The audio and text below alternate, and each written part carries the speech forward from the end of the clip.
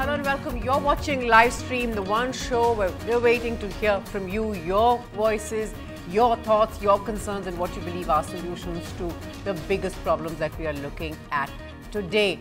And this evening, we've heard you, it is pollution yet again. Usually, we're accused of talking about it only closer to Diwali, only in the winter months. But here we are talking about it in early May. And that's because India's capital city, New Delhi, choked by rising automobile emissions and construction dust, is now, according to the World Health Organization, the world's most polluted mega city. Now, they've analysed levels of the pollutant PM10 in the air in cities which have populations above 14 million between 2010 and 2016. Greater Cairo is the second most polluted large city, with India's other great mega city of Mumbai ranked 4th on the list. Beijing is 5th. When the WHO studied data for the smaller and more deadly PM2.5 particulate matter, 14 of the top 15 most populated cities in the world were in India. No surprises, industrial hub of Kanpur ranked at number 1. So that's what we're looking at today. Why can't we do something about it? This is the entire northern belt that is affected. Delhi, of course, now notorious for the bad air that we are breathing. And in fact, the government has responded. We're going to bring it up. The government talking about how the air quality has somewhat improved, saying that they're focused on it, they're committed to it, also saying that with more interventions like S6, that there are going to be more changes. So really, is there any sign of that? Let me introduce my panel for this evening. Bahar Dutt, environmentalist and author, is joining us on the program. Hi Bahar, nice to have you here.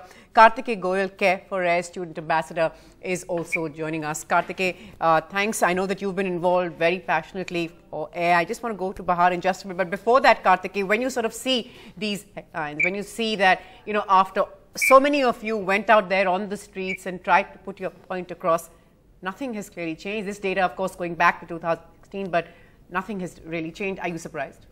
I'm not really surprised because, I mean, it is how it is. Nothing has changed in Delhi. But I feel, obviously, if the citizens take a few more steps, and I think if everyone collectively takes a lot of steps, then there is still hope for improvement in Delhi. But you're not giving up just yet. No, I'm not. Great. Definitely I think not. That's what we need, people to just committed to keep fighting. Bahar, before we break this down to details and what can be done, ought to be done, or has not been done, I want to just bring up the parallel with Beijing this evening. Now, we know that, you know, the parallels with China and China's grey air, we used to have headlines of that, say, 7-8 years ago, before we woke up. Two similar scenes in Delhi. Now, China seems to have cracked that somewhat, or cracked that to a fairly large extent. In fact, now WHO is saying, take a leaf out of China's book. Where have we failed, Bahar? Natasha, you're absolutely right in quoting the example of China. China is taking its air quality levels very seriously.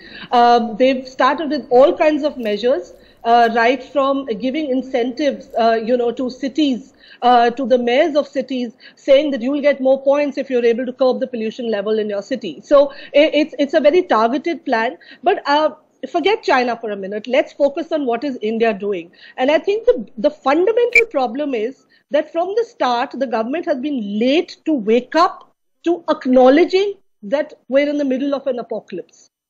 And I'm putting it very simply. I know that, often environmentalists are blamed, saying that, we're actually exaggerating the problem or something. But the data is speaking for itself now. And what the government has been saying throughout has been, there isn't a problem, Indian lungs are different. So at least now that we have a national plan on clean air, now that we have an action plan in place, that's a good step. But is that enough? Certainly not to deal with the scale of the problem. Absolutely. Is that enough? Just look at the challenge that we're up against. We've seen the government's response there. Again, they're saying that there's actually been improvement from 2016 and saying that, we have more interventions planned and it will improve. But we really need to take this on a war footing. Otherwise, this really means nothing. I mean, these incremental changes really mean nothing. Bahar, Kartikeya, just stay with us. Well, let me just go across to Imtiaz, who's joining us from Mumbai. Remember, Mumbai is now ranked as the fourth most polluted mega city in the world.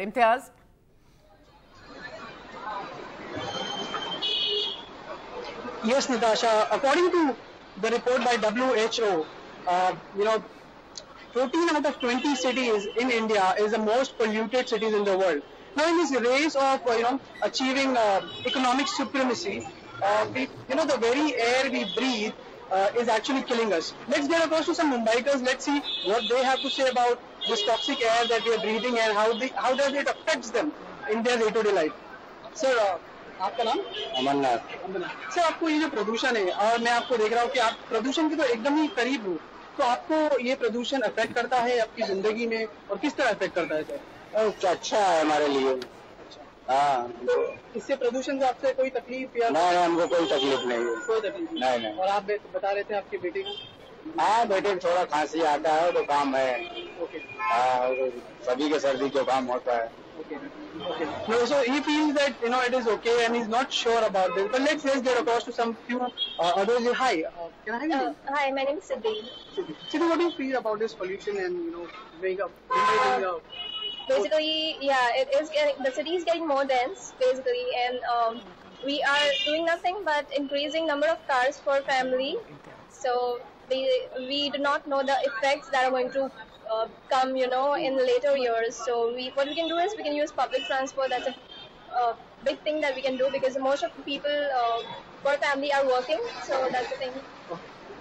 And what do you think about it? Hello, my name is Jasmine, and I would like to recommend to all Indians across the city in every part of the country that please start planting trees because it's very hot, and please turn off your fans and tube lights. So this is the opinion about Mumbaikars on the pollution. Over to you, Natasha. Imtiaz, thanks very much for getting those voices there. The thing is that we're all affected. We're all equally affected. Even the first guest there, you're perhaps not aware of he's sitting by the roadside, perhaps not aware. And I saw you, Karthikeya, sort of nodding along. You're, like I said at the beginning, one of those who's sort of, been so involved. I've seen you in all those protests for clean air. There's so much that we spoke about. And there's been so much eating and hand-wringing about it. But the cynics would say that, this is sab chalta and nothing will ever change. You said you're not giving up. What do you believe will change? Do you believe the headlines will be different this year? I'm not sure about this year, but definitely over the next, say, 3 or 4 years, I definitely want to see a change, and I'm hopeful that there will be a change. So something that is really important is, I think, switching to an all-electric fleet of vehicles by, say, 2025 or 2030. Because especially e-rickshaws, because that can really enhance, say, like the electric vehicles and the last mile connectivity, because there are 1 million tailpipes in Delhi alone letting out pollution each and every day. So I think like if proper implementation is done by the government and even by the citizens, and the consumers are willing to take up electric vehicles, then I think that can be a major cause of change. I think you have to be incentivized, and there's got to be a lot more talk. Everyone just has to walk the talk on it, be government, be it automobile manufacturers, and of course, be it consumers as well. Exactly. I mean, we all have to. Well, let's get our first caller in. This is Brikesh from Bengaluru. Brikesh, thanks for calling in. You want to make a point? Yeah, hi, good evening, Natasha. My question is to a government representative, if there is one on the panel. There is inside. Way back February, when we first heard about the National Clean Air Program through Dr. Harshvardhan's Twitter handle, there were very clear targets of 35% reduction in 3 years and 50% in 5 years in the 94 non-attainment cities. However, now when officially the NCAP has been put on the website and inviting comments, the targets have disappeared. There are no overall targets, there are no sectoral targets. Okay. So how do I trust the government is serious about solving this issue when they are shying away from any time-bound commitment?